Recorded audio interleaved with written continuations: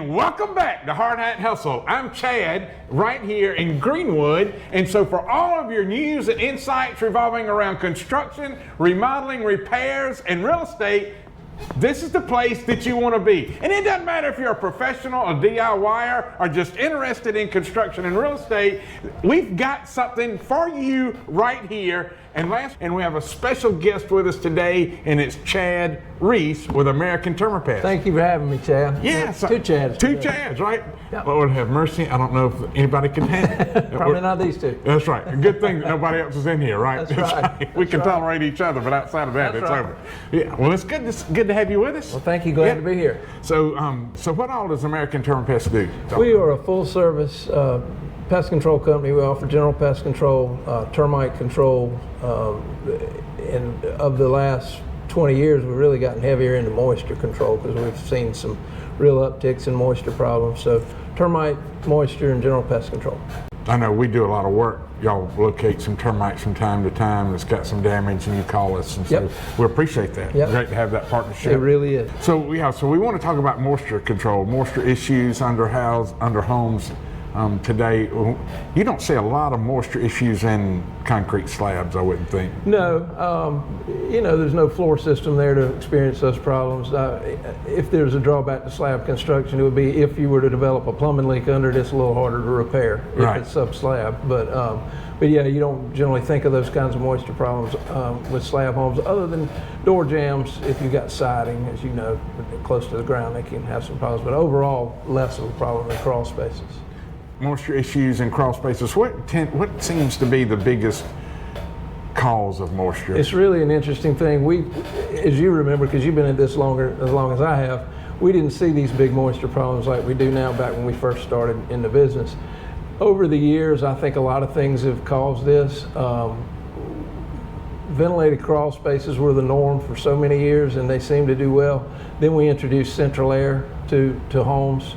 Started seeing a little bit more of a problem, and I'll let you chime in because the construction aspects of it may play into it, but I think homes used to breathe a lot more than they used to. You hear people talk about the stack effect, and there's an airflow from the crawl space up through the house and out the attic.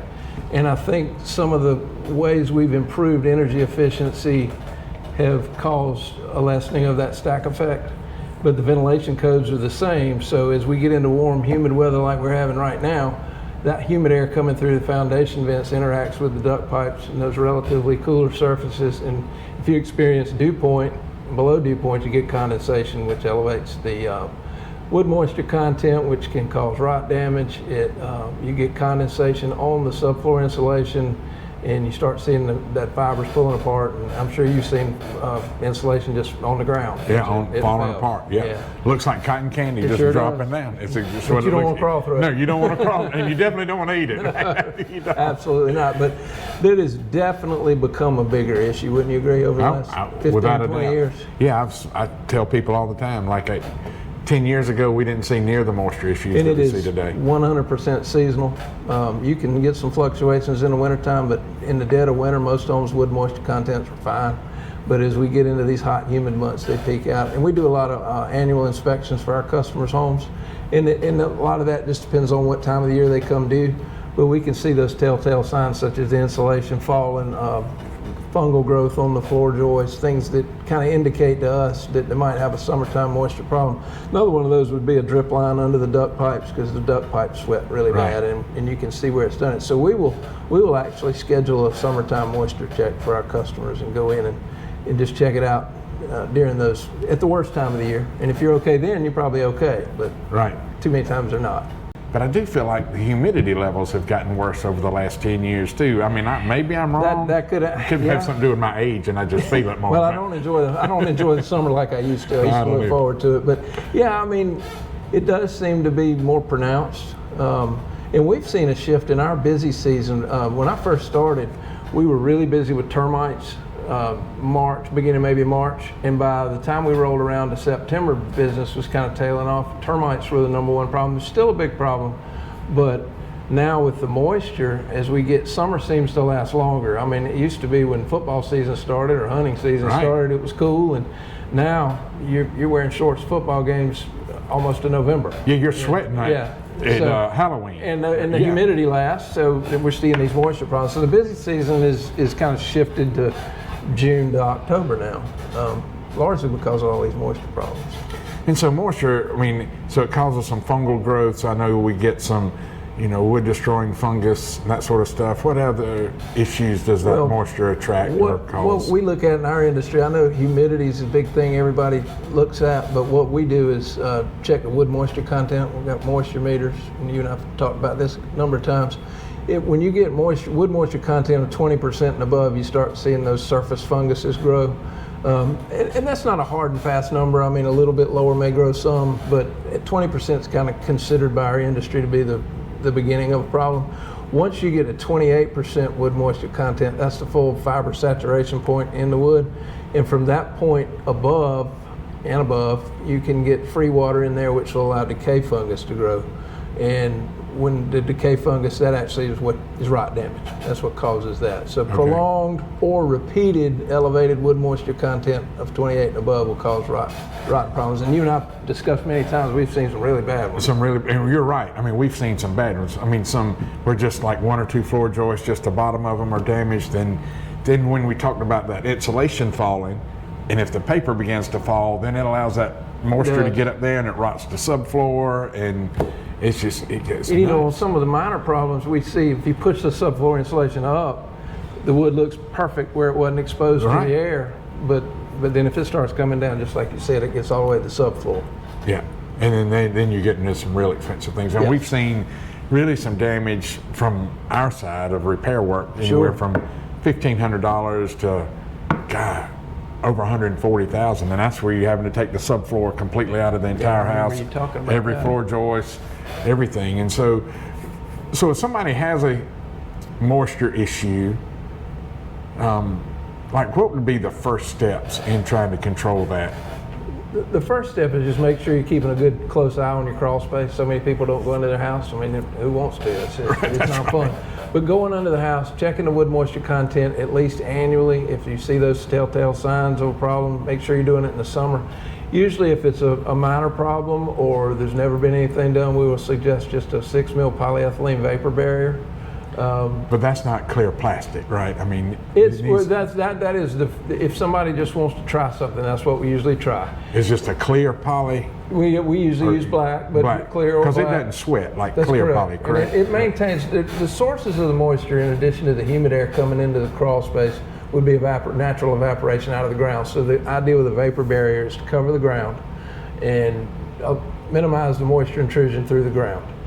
But with all the humidity problems we've been seeing, that usually doesn't do the trick. It might be worth a try on minor problems.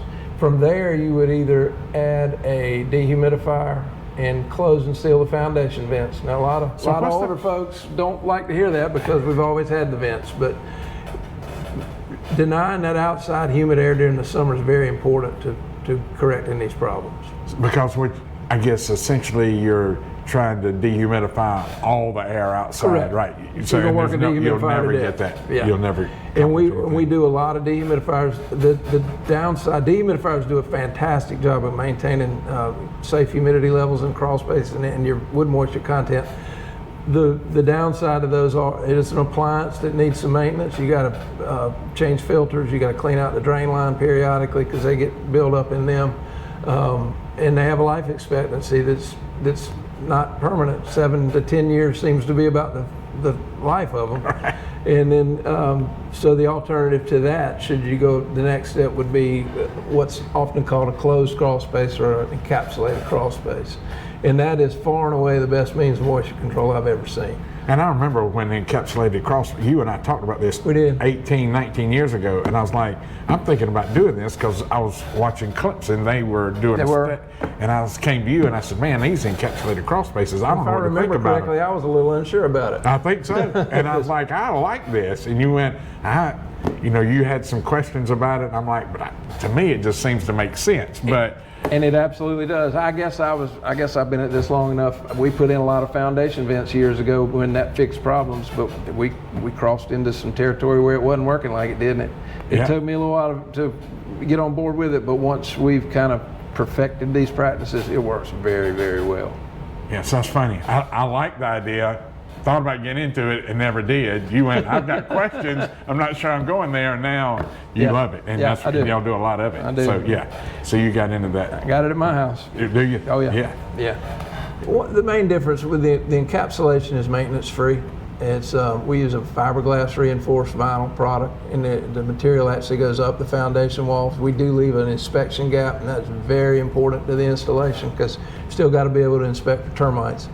And then cover the ground, cover the pillars, and then all the seams are taped and everything's caulked to the wall. So it kind of becomes a one-piece seamless heavy-duty vapor barrier. And that material lasts. I mean, we've been doing it now 15 years plus. We haven't had any problems with them at all. And from that point on, you've got two choices to maintain the humidity levels in the crawl space. You can go ahead and install a dehumidifier, but we also offer an air inducer that's put on the supply side of the HVAC line, and it meters out a set amount of air. One of these devices will service 1,500 square feet of crawl space. And an air conditioner is a big dehumidifier, so you've denied all the entry of moisture, and then you're just emitting a little bit of air conditioned air into the crawl space. And it was a study done in North Carolina by Advanced Energy. I don't know if you've ever heard of that one, but their study showed that an encapsulated crawl space resulted in about a 15% reduction in your heating and cooling costs, because all that humidity, and remember we talked about the drip line under the duct, that wet insulation around the HVAC ducts costs efficiency big time. So your air conditioner's working harder in that environment as well. So you get the protection of the wood plus some increase in efficiency of your heating and cooling. Don't ask me how much that relates to in your bill. I mean, you probably wouldn't notice a tremendous difference, but it probably extend the life of your I'm sure unit, it would. I would think. Yeah, because it's but it's conditioned air. It can't withstand the same temperature year round and the same humidity levels. Anything else you want to share with us about encapsulations, crawl space, humidity? I don't really think so, but if anybody watching has any questions, I think they can call either one of us. We'd be glad to talk to them about anything they may have concerns or questions about. And we had Chad Reese with American Termapest with us, and we were talking about moisture issues in a crawl space. So anyway, he gave us a lot of helpful information. And so if you have any questions about that, please give American Termapest a call, or you can give us a call, either one, and we'll put those numbers right down here somewhere where you can just give us a call. And if maybe you hadn't had anybody inspect your crawl space in a while, give them a call. They'll come out and take a look for pests, wood destroying fungus, or insects, whatever it may be. Yeah. Thank you for having me. Yeah. So it's good to see you. You too, so buddy. until next time, keep building.